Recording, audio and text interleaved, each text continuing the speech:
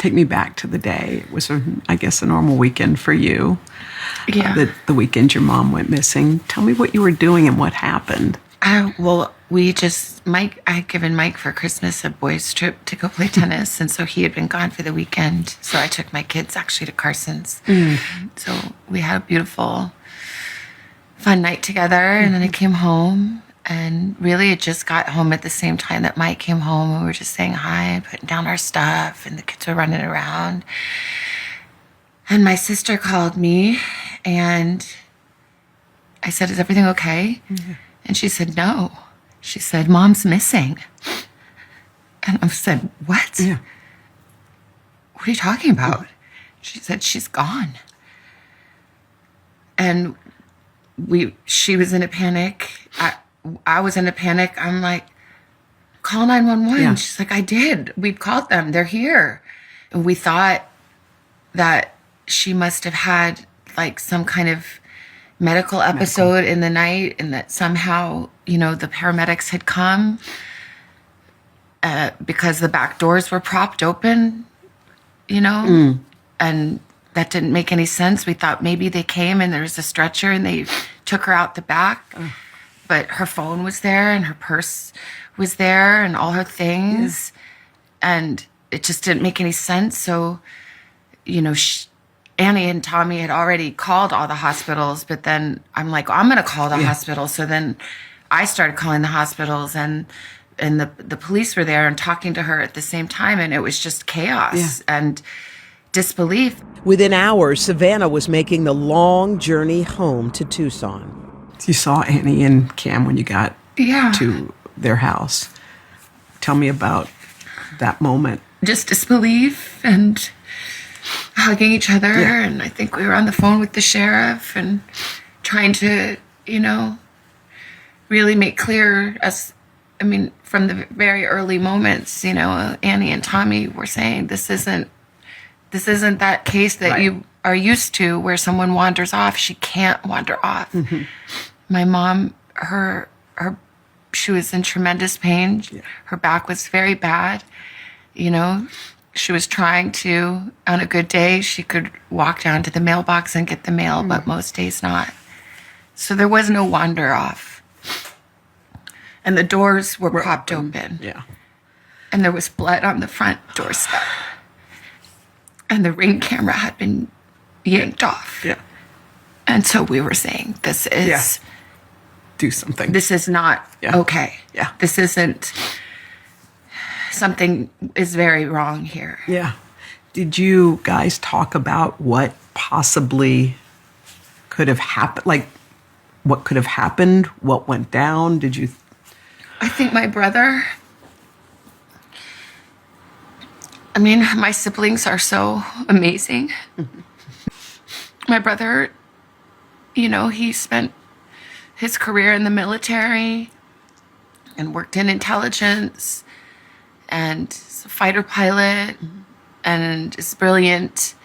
And he saw very clearly right away what this was. Yeah. And even on the phone, when I called him, he knew. He knew. And he said, "I think she's been kidnapped for ransom." And I said, "Yeah. What? Yeah. Well, why? What?" And then, it sounds so... like, how dumb could I be? But I didn't want to believe. I just said, "Do you think because of me?"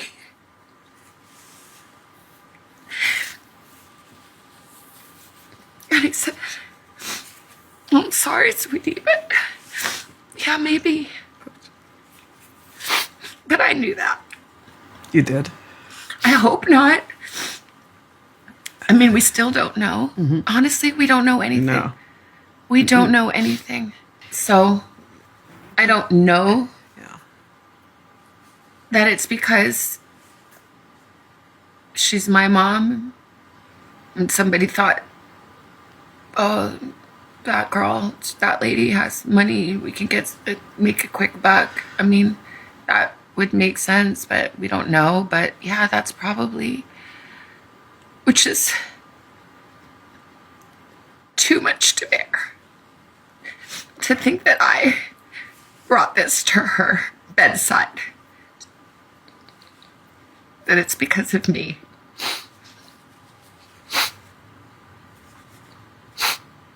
And I just say, I'm so sorry, Mommy. I'm so sorry. I'm sorry to my sister and my brother and my kids and my nephew and Tommy and my brother-in-law. I'm like so sorry. I'm so sorry. If it is me, I'm so sorry. I'm so sorry. We want to thank all of you for the prayers for our beloved mom. In the initial days, you and your sister and brother sat together. In all the despair, you sat and managed to think of words to say. Were you able to do that in that moment? Well, my siblings are amazing. And we are a unit. And I talked about how brilliant my brother is, but my sister is equally brilliant and also has special powers of intuition and faith and language and depth and heart. And I feel like we came together with all these beautiful gifts that came from our mom and dad and from God. And somehow together we did our best to come up with the words to say. And I haven't posted one thing or said one thing that the three of us haven't decided together. It is surreal. How is it possible that we are having to make a video speaking to a kidnapper who took an 84-year-old woman in the dead of night in her pajamas with no shoes, without her medicine, this little person, and to beg for mercy. In the days that followed, multiple notes demanding payment were sent to various media outlets. The notes or ransom requests came. Did you believe those to be real?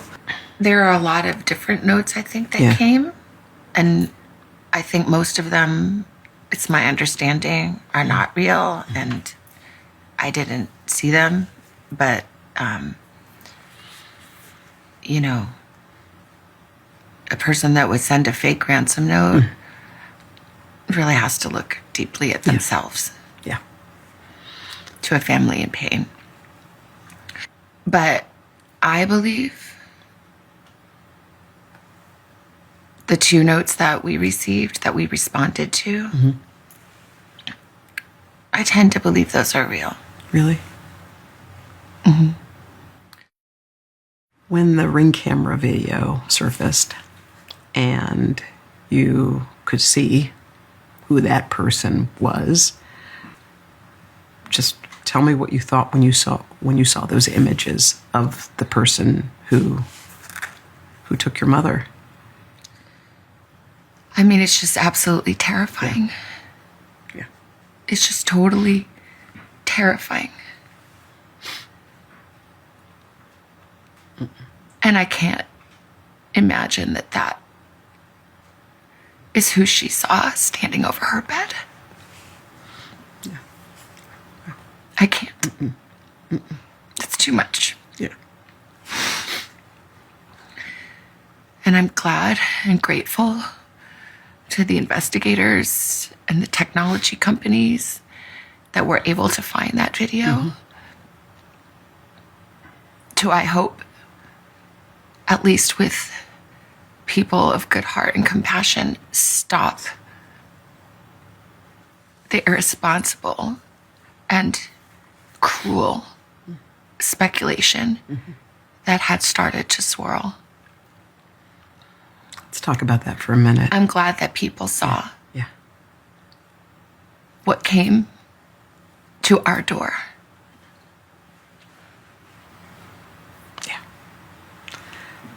When you talk about the cruel speculation, the whispers, the innuendo that it was somebody in your family, how did you weather that? It's unbearable. Yeah. And it piles pain upon pain.